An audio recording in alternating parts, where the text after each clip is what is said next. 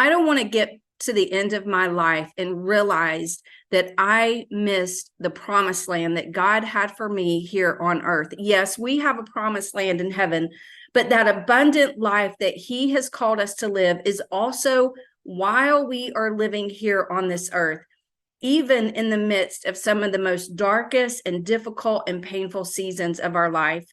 I don't know about you, but I don't want to get to heaven and realize that I missed what He had for me here. In today's episode, you're going to hear from my friend Jenn Hand of Coming Alive Ministries, and we are going to be talking about steps that we can take to move from fear to faith.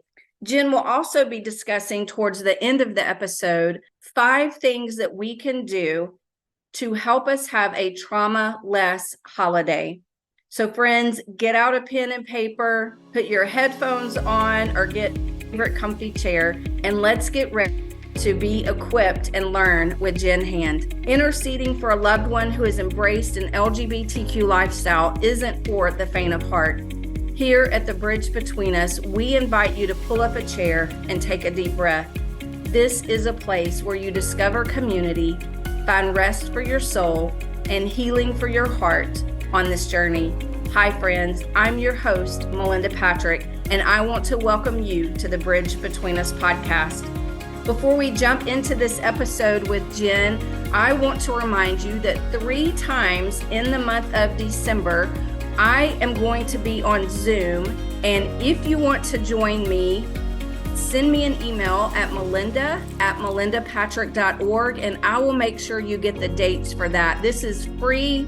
It is just so we can walk together through the holidays and know that we're not alone. And then in January, I will be starting a Zoom once a month to dive deeper into the topics of that podcast of that month. There will be a small charge for this. I would love for you to join me. Email me again, melinda@melindapatrick.org, if this is something you may be interested in. Emailing me doesn't mean you're committed, but it is a good way to let me know if this is something worth investing my time in, and it's letting me know you would like more information. I also want to make sure that you are following the Bridge Between Us podcast. Click on the plus sign on your favorite podcast app, and that way you will be alerted every time a new episode comes out. Okay, friends, let's get ready to dive into this episode with my friend, Jenn. Friends, I have a treat for you today. I have my friend, one of my in real life besties on the podcast with me today. Her name is Jenn Hand. Jenn, welcome to the Bridge Between Us podcast. Melinda, I get teary-eyed when I think about you and your friendship and the memories. We have literally traveled the U.S. together, and I am just so grateful for you and so excited to be here with you and your listeners. Just so honored. The hard part was remembering we're actually going to record a podcast. I know. We just got carried away in catching up and talking, didn't we? We did. So it's all business now, Melinda. All business. I know. Okay, let's get to it. They don't want to hear us ramble on. My friend Jenn, she wrote a book. It was such a joy to go with you on this whole process of writing the book, and from the time the Lord gave you the vision to you walking through and saying, okay, this is what God has for me, and I'm going to walk through regardless how fearful I am. And then 2 years ago, we were able to, I wouldn't say we were able to launch it. You launched it. You can say we, Melinda. You launched that book with blood, sweat, and tears. You made salami roses, by golly. Oh my gosh, I did make salami roses, and I made a balloon. What was the thing? A balloon arch. Yes. A balloon arch. Mm-hmm. Well, I'm not sure that it really qualified as a balloon arch. It was maybe more a balloon candy cane, but it was perfect. It was balloons, and it was beautiful. You know what? We need to learn to work in our gifts and our strengths, and balloon arches are not mine, but I can do a salami road. That's right. You made the most beautiful spread for me. And this whole book, you were right there. You were there when I got the contract, literally there. And I wrote most of the book with you. And so you lived this message of moving from fear to faith. And I just think that I'm so honored to be here with your listeners who are moving from those fear stops into faith steps of trusting that they're going to surrender to God and then trust his glory in their story. For all of you who are listening in, you're probably thinking, okay, this is not the typical podcast, a typical interview. I don't really interview that many people with their books, but Jenn's book is a little different. Jenn's book has us moving from fear to faith. And I know as a parent, one of the biggest things that has stopped me, one of the biggest things that has woken me up in the middle of the night with my heart racing, sitting straight up in the bed, is fear. Fear of the unknown, fear of the giant that I feel like I am staring at, fear of what's going on or what's going to happen with my child, fear of what's going to happen in my relationship with my child. I wanted to bring Jenn on because her book is titled My Yes is on the Table, Moving from Fear to Faith. I believe, I say this every week at the end of my podcast, that God has entrusted this journey to us, and he's entrusted our child to us. And as we engage with him, he will equip us for each next step. And so part of that entrusting and part of that engaging is us also responding to the invitation and saying, okay, God, I know you didn't cause this. I know that you didn't make this happen, but yet here we are. I believe, God, you're still in control. I believe that you have chosen me as the parent for this child. And so I want to put my yes on the table. I want to say yes to whatever you've called me to do on this journey. And so, Jenn, I want you to walk us through that. What does it look like? Because that is true of my parents. I say my parents, I'm one of them, that my podcast is for me too. What can we do to move from fear to faith? Because it's the fear that paralyzes us. Well, the first step is I like a good, acrostic, Melinda. So, or not, this isn't an acrostic. They all start with R's. What is that? Alliteration. That's right. Yes. The first thing we need to do is run or recognize our fear, because the truth is we're all afraid in many different ways. And the first step we have to take is to recognize that we are afraid. And what are we afraid of? And I found myself really connecting with the Israelites on their journey to the promised land. If you're not familiar with that story and you're listening, you're like, oh, this is new to me. I was on Mount Nebo. In Deuteronomy, God tells us about Moses being on Mount Nebo. The Israelite people had a promised land God had for them and a place prepared for them, but fear stopped them from going in. And I remember sitting on Mount Nebo, the top of Mount Nebo, kneeling down and reading how Moses did not get to go in because fear stopped him and the whole Israelite people. And I just said, God, I don't want fear to ever stop me. Well, the thing is, I can't move forward in faith until I recognize my fear. So the first step is to recognize it and acknowledge it. We are all afraid. And people often ask me, because I do crazy things, Melinda, for the Lord. Oh, we know. Like I travel the world, go to Ukraine in a war, earthquakes in Turkey. That's my yes to God. But people say, are you not afraid? I'm like, no, I'm afraid the whole time. But the truth is, faith is not the absence of fear. Faith is, where am I running with that fear? So you got to recognize, what is your fear for your child, for your life? Is it what other people are going to think? Is it, your relationship? How will you move forward? Whatever your fear is, recognize. And then the second R is run to God with that fear. And I think the thing that keeps us from running to God is fear of what God's response will be. And that's where I love Moses doesn't go in, but in Joshua chapter 1, we find the people, they're about to go into the promised land.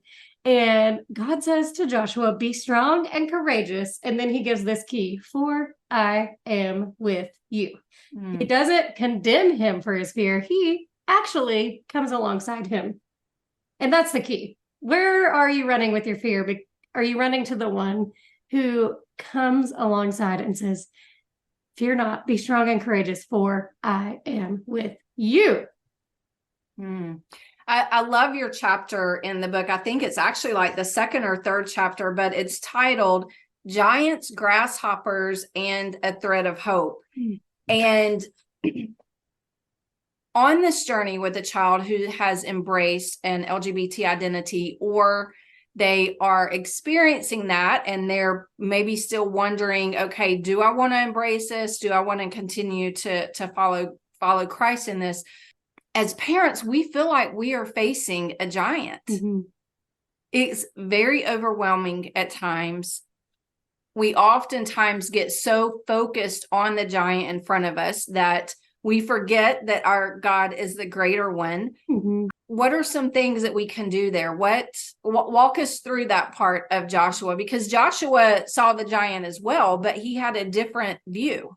Yeah, so we have two parallel experiences where we go back to Moses's time before Joshua, and they are almost to the promised land again, which in Joshua, they're standing on the edge.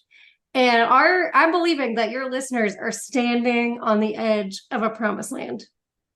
And I just get teary-eyed thinking of praying of what God has in store for you, what he's doing. Because Melinda, I've heard you many times share about what God has done in you on this journey and the way he has ministered to you and shown you his glory. And so whatever promised land you're standing on the edge of, we have the Israelites the first time around, and they send spies in, and they actually come back and they say, wow, the grapes are huge. Like, they're not like our Aldi grapes that are costing now an arm and a leg and are tiny. They're like, the grapes have to be on a pole, and there's milk and there's honey, but there are giants in the land, and we appear as grasshoppers to them.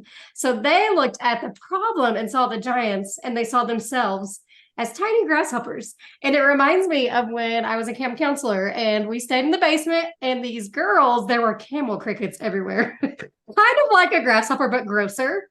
And the girls were having a whole, 8th grade girl meltdown about what to do with these camel crickets. And it was like they forgot that the camel crickets are small and they are big. Like, you can squash them. And we can so easily forget that our God is huge and can do. He holds the universe in the palm of his hand. And when we focus on him and look to him, then the problems become like grasshoppers in the giant eyes of God. But often we instead focus on our giant problems, and then God becomes like a grasshopper to us. So it's really a perspective change. So this first time around, they didn't get to go in because of unbelief. Now in Joshua, we find them, they send out spies in Joshua 6 or Joshua 4, 5, and 6. They go in, they send in spies. And instead of seeing the giants in the land, they get to begin to experience the land. And they hold on to hope that God will make the walls fall down, even if it looks crazy, like it did where he told them in Joshua 6 to just walk around, not say a word. And that when they followed him, those walls were going to come down. It's shifting that focus back from the circumstance and setting it back on God, and actually believing, because God had actually told them that they would be able to take the land. Mm-hmm. He had a promise. And often we are scared to really take the steps of faith that it takes to walk in the promised land that God has for us. And that's where fear paralyzes us. And the first time it meant they didn't even get to go in. And I remember kneeling down at Mount Nebo and just saying, God, I don't want to miss one bit of the promised land you have for me because fear has stopped me. I want to dance in it. I want to twirl in it. I want to throw a party in the promised land that you have. And everyone's promised land is different. We do have an ultimate promised land together in heaven. But what God has for you now may not just be a place, but it may be exactly what he wants to do in your family. And just trusting that he's good and that he's faithful, that his character doesn't change, that the God of David and Goliath, who took 3 small stones or 4 or however many in a slingshot and took down a giant, that same God, the same God that took the disciples' little bitty lunch and fed 5,000, the same God that took Mary, who was a virgin, and said, I'm going to have you bear the Son of God and do the impossible through you. The same God that raised his son from the dead is the same God working in your life. And that is where, when we look at that, we can take those baby steps of faith. Yes. So I want to ask you this, because I'm trying to get in the head of my listener. And right now I'm thinking, well, Jenn, that's good for you. You don't have a child that has embraced this identity. It sounds like you have been able to tour the world. You've been able to do all the fun things. And of course, being in the middle of the Ukraine with the war going on is not exactly a vacation. But there has been a time in your life where you thought you heard the Lord speak and you followed him. And then on that journey, life changed for you. And God said, okay, now I want you to come back. And for parents, we had this one view, we had this one dream of what our family was going to look like. We imagined the weddings, we imagined the picture perfect family, and that is not how life has turned out for us. And so now we want to say yes, we want to put our yes on the table, we want to move from fear to faith. But how did you get past the disappointment, or how did you get past, okay, God, I thought I heard you, and now my life doesn't look like what I thought you said it was going to look like? Because this happened to you in Nepal. Yes, that's how my book opens. I thought I was going to live and die there, and have a missionary offering named after me, Melinda. Like But while Lottie I was Moon there, offering. yes, but while I was there, I sensed God stirring in me. This is not, I don't have just this one place for you. And it was a wrestling and a death to what I thought my life would be. But I had to surrender it. I didn't even know what I was surrendering to. It sounds all good to dream about the promised land, but I'm like, I thought I was in it. And I think the real key is acknowledging your grief and giving yourself the wrestling, the grieving, but not getting stuck there. And that's a fine line, and it requires community, it requires prayer, it requires being honest before God and others to just say, this isn't what I planned, and allowing yourself to go through the stages of grief and yet to dream about what could be ahead. I think that's so important as trained counselor. And I'm like a 7 on the Enneagram. I like joy. I just want to have fun. I don't want to lament. And I'm learning more and more, like the Psalms are full of David and others pouring out their full entire hearts, like the good, the bad, the ugly, the in-between. And I just encourage your parents right now. And I will say, for me also, I am 41. Did I plan to be 41 and still single, never having been asked on a date or kissed a boy? Because no one's ever asked. No, that was not my plan, And so I've had to lean into and trust, okay, this isn't the story that I had planned, but what I have to wrestle, Melinda. And that's the key, is that we have a God that we can wrestle with. And faith is believing in the darkness what God showed you in the light. So going back to who he was at a light time in your life can help you when things feel really dark. So what I'm hearing, I just kind of want to recap, is first we need to recognize that fear. Whatever's waking you up in the middle of the night, whatever is causing you to either take flight or to fight, we need to recognize that.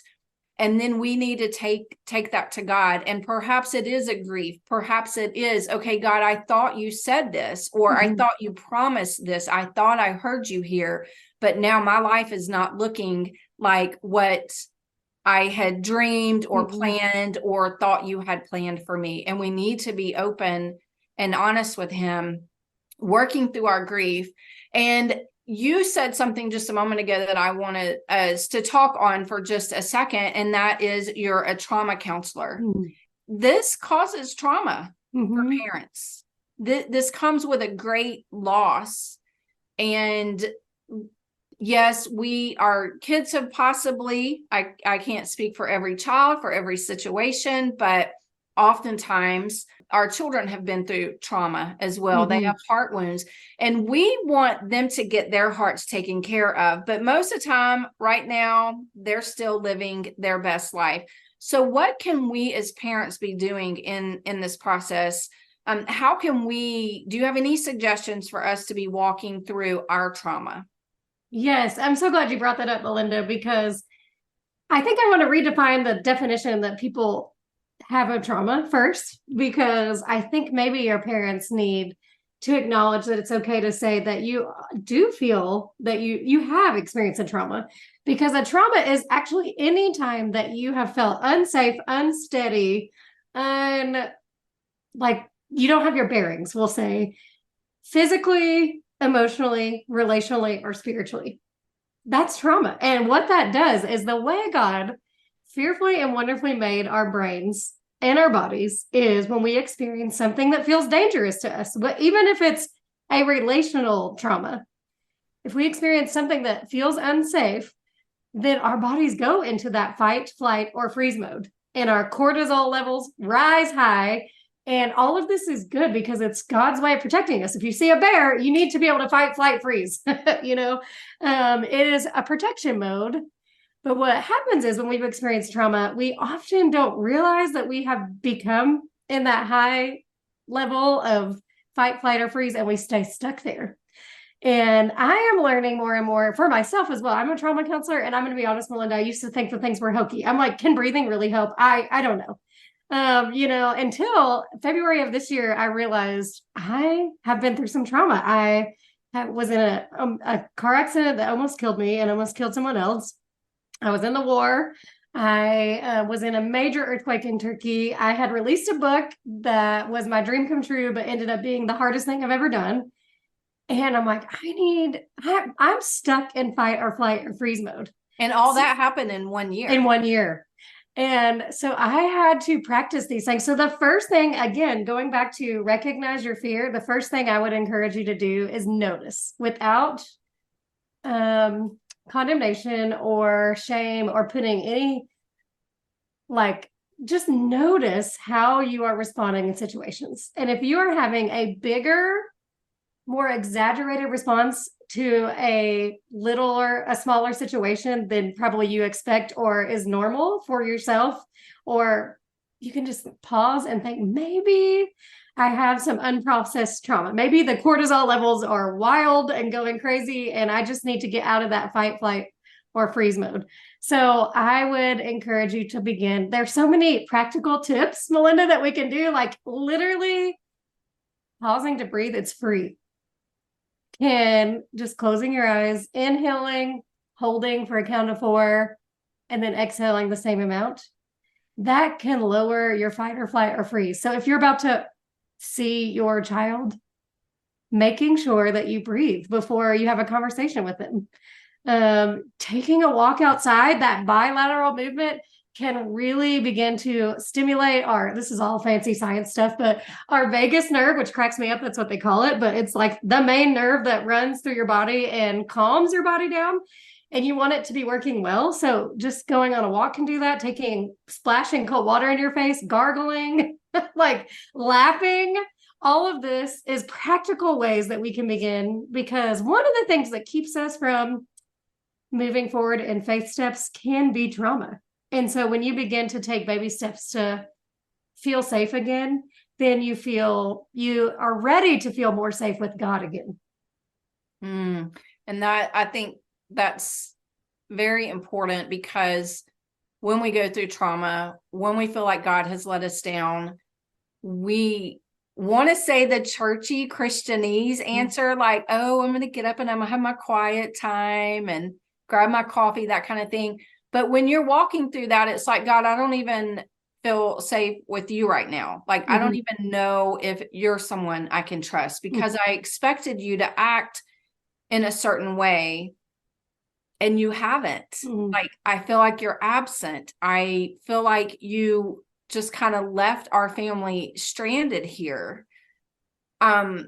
And so just taking those, I've been there. I have 100% been there. And Jenn, you have been there with me. Like, you have sat in the hotel room where I cried my eyes out going to sleep, and then waking up in the morning. And sometimes we need that. We just need that safe place to be able to cry, to be able to be open and honest with God that, you know what, I don't understand what's going on right now. And I feel scared. I feel scared for my child. I feel scared for my family. I feel scared for our future. And just taking that deep breath and going back and recognizing, seeing God in the scripture, because the same God who parted the seas for Moses, the same God who was with Mary when he told her, hey, you're going to have a child. I'm about to interrupt your life like it's never been interrupted before. I mean, we look at that Christmas story and we romanticize it. Mm-hmm. But let's put ourselves back in the shoes of a 15, somewhat 15-year-old girl who's pledged to be married. And then this angel comes to her and says, hey, Mary, I know you have all these wonderful plans. You've got this wedding going on, but I'm going to disrupt your life because we have something bigger right now. And, that was trauma for her. And one of the first things that we see her do after she said, okay, God, yes, whatever you have for me, I'm going to follow you. But she got up and she ran to her cousin Elizabeth because she knew Elizabeth what had been going through some things as well. And Elizabeth was actually on the opposite end. Elizabeth was older in age and didn't think she could have kids. And God was like, okay, I'm going to interrupt your golden years and we're going to bring a baby. And so she ran to Elizabeth. So I would say community is important as well, just having that person, but going back and just saying, okay, God, you were there for Mary. You were there for Elizabeth. You were there for Abraham and Moses. You were there for Peter and for Paul. And so I'm going to recognize you in the scriptures as this is who you are. And even though right now I don't feel it, I don't see it in my life, I'm going to say, okay, this is who you are. And I'm going to look for you to be that in my life. Yes. And I think it's just amazing when you just meditate alone on how God made our brains fearfully and wonderfully made.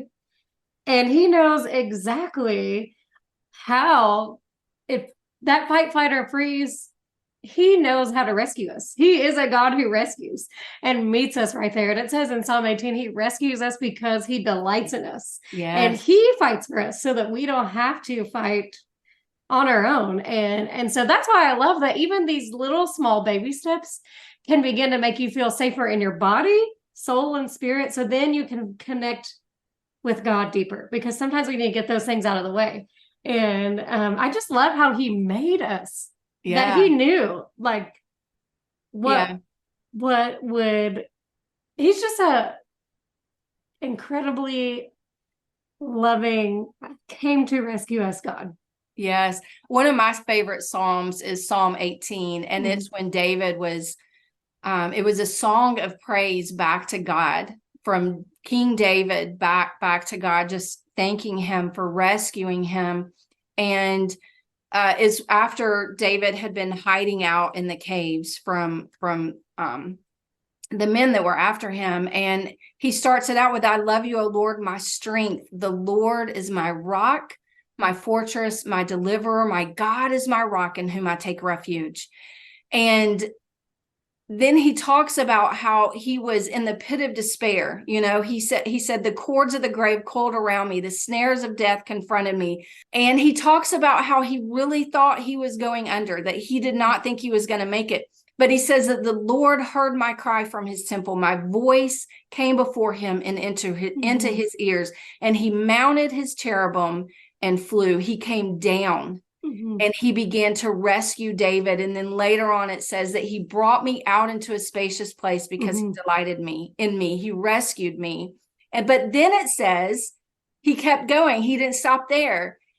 He then began to talk about how God used that to train him to then go and defeat the enemies.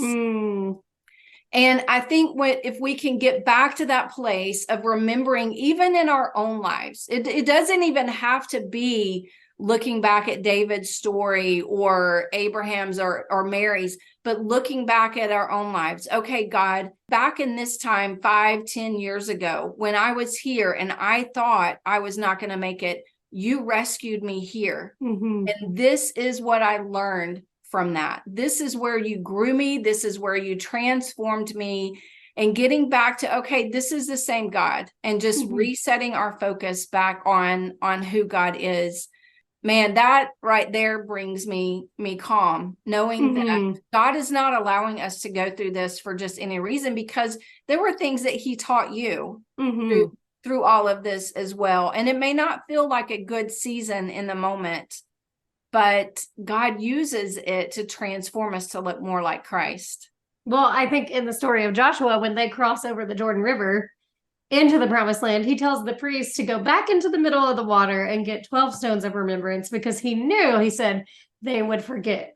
And I love that reminder. And so I encourage you, if you're listening today and you need it just to feel the presence and the power of God, get 12 stones of remembrance. And even go find some actual stones, because one thing is anxiety is future focused and trauma is often past focused, and God is right here in our present. He's already gone before you. He's already been behind you, but he is meeting you. You're present. And so in counseling, they teach you grounding, but it's awesome. Like, God could really use this. Go get a stone, hold it in your hand, and remember. Like, it's a technique where you feel the stone. Like, they actually teach this, can help you if you're struggling with panic attacks or flashbacks or just really stuck in fear. Like, grounding by holding an object. Well, take a stone and remember what God has done in your past. And as you're feeling the stone, as you're breathing, remembering, this is how God showed up before.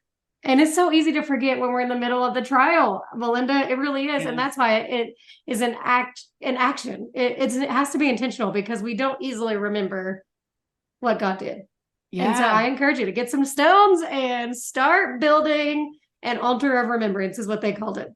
Yes. And I want to encourage y'all to get her book, Jennifer's book. It's My Yes is on the Table. And I'll put the link in the show notes. It's such a fun read. Jenn will have you laughing one moment and then maybe crying the next, and saying, okay, I'm going to lace up my boots and I'm going to do this. I'm going to get up and I'm going to move. And Melinda has a few appearances in the book. Oh, yes. Yeah. So, Jenn, you also have something else going on right now. I would love for you to share that, especially with this being the month of December. Well, actually today, when this is going out, I think it'll be still the last Wednesday in November. But I would love for you to share, because December can be a very difficult, very painful month for families. The reality of what is going on in our homes is magnified during the holidays. So what do you have that you can offer parents during this? Yeah, I am so passionate about this, because the holidays can be real triggering for anyone that's experienced trauma. For one thing, they're very sensory. And then they also come with huge expectations. And so it can be, we put expectations, Instagram puts expectations, the holiday Hallmark movies put expectations. So I do have a new product. It's a trauma-less holiday guide, because I can't promise you trauma-free. I wish I could, but how about let's do trauma-less holidays? And I said I love a good acrostic, so I'll just quickly give you that. The first thing, the word Mary, the first thing to help you with this time is to manage your expectations. And there is a difference between an expectation and expectancy. Expectations are things have to go this way. Expectancy is a hope. And so I want to encourage you to pause and think about, what are your holiday expectations? Because often that is where we get disappointed. Now, expectancy is a hope, which is different. And I encourage you to place your holiday expectancy in the God of hope and looking towards him. So maybe making a list, and the guide takes you through this, but you can do this without the guide. If you want, just get a journal. What are my holiday expectations? And how do I want to release some of those? And what do I want to have expectancy in my heart for? So that's the M. The E is emotions aren't bad, but we just got to recognize them. So taking pause throughout your day, what emotions am I feeling? Like, I really only like one emotion, and that's happy. But the truth is, the more I've learned to notice and to be a noticer, like, oh, I feel a little frustrated, but what's underneath that is actually fear. Or, going like 3 levels deep to think about your emotions. So pausing throughout the holidays, what emotions am I feeling? And then the other R is recognizing trauma triggers. Like, if you start to notice your heart racing, or a pit in your stomach, or your palms get sweaty, what is happening? What is it triggering in you from something that has been a trauma for you? And just beginning to recognize that can bring healing, because often we don't recognize, so we just try to keep going. And we get overwhelmed. We've been triggered, and so we go into that fight, flight, or freeze mode. Our cortisol levels are high. We move from our functioning part of our brains to not functioning, and we're not even noticing sometimes. And so just recognizing those trauma triggers. The other R is relaxation techniques, like pausing to breathe, meditating on scripture, thinking of the five senses. Right now in my room, I can see a basil plant that I'm so proud of kept alive. I could go taste it and just put it in my mouth and get that burst of basil. I could feel it. I can't hear it. But just noticing your five senses can really bring you to the present moment and appreciating what God has for you right now. So just some relaxation, and then the other Y is make a yes or no list this holiday. What are the yes things you want to have, and what are you going to say no to? I think that's huge, because sometimes holidays can be really, really hard. And so making a plan, like if I'm going to this event, what am I going to do before the event, during the event, or after the event if I'm triggered? And like pre-planning, which I'm not a planner, Melinda, but this really can help make the holidays freeing and traumaless if you will do those things. I love that. And I actually think I'm going to implement those into my December. Thank you so much. Jenn, do you have anything just bubbling up? Is anything like, okay, I really want to make sure I say this to the parents? I want to say that you are seen, you are known, and you are loved. You are seen by the God who has not forgotten you or your child, and he sees you wherever you are in the struggle. And that could be scary, that we're seen by an all-knowing God, unless we were seen by an all-loving God. And so you're not only seen fully, you're loved fully, and he has not forgotten you. Man, that is something definitely our hearts need to not only hear, but to receive that. And I think about Christmas, many of us are offered gifts. We're given gifts, and it's one thing to be given a gift, but we also have to take that gift and we have to receive it, and we have to open it and use it, apply it. And so, Jenn, you have been a gift to us today. I'm definitely going to use that Mary as I move into December, and parents, I hope you are too. I'm going to list all the ways that you can find my friend Jenn Hand with Coming Alive Ministries on all the ways, her website, her Instagram, social media, all of those kind of things. And she has a podcast as well, the Coming Alive podcast, and she has different guests on there. Melinda has been a guest, so. Yeah, I have been a guest. A couple of times, twice. Yeah, you and Billy. Oh, I have. Okay. Yeah, I forgot about that. Yes. And I was the first guest on your other podcast. You were. We recorded my very first podcast episode ever. We recorded in Jenn's home, and that was at the height of the pandemic. I snuck up there. I drove up there. Jenn lives about 2.5 hours north of me.